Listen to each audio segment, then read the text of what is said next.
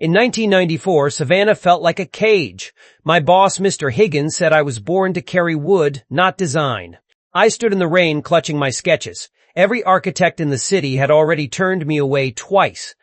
My name is Marcus, and I had nothing but a pencil. I swore I would change the view from my window.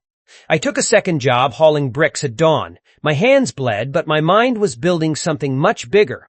Every night I sat in the public library until they locked up. I taught myself the physics of stone. 3 years passed in a blur of gray dust and ink. My room was papered with dreams Higgins called impossible.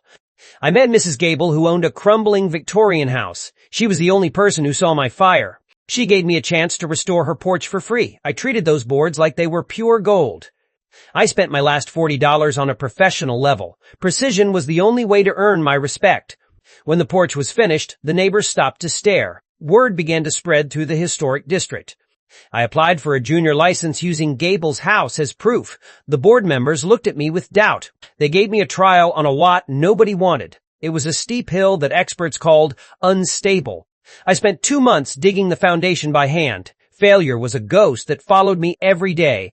The winter of '98 nearly broke my spirit and bank. I slept in my truck to save money. Slowly, the skeleton of my first real house rose up. It was a modern marvel made of local stone. Suddenly, people were asking for my opinion on their projects.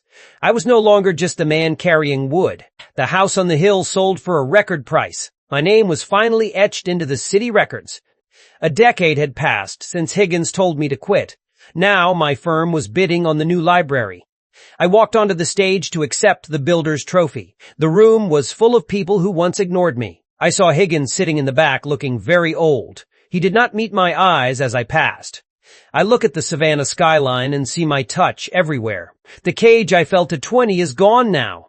My hands are still rough, but they build beautiful things. I was never just a laborer after all. The best revenge was simply building the life I wanted. I am Marcus, and I am finally home.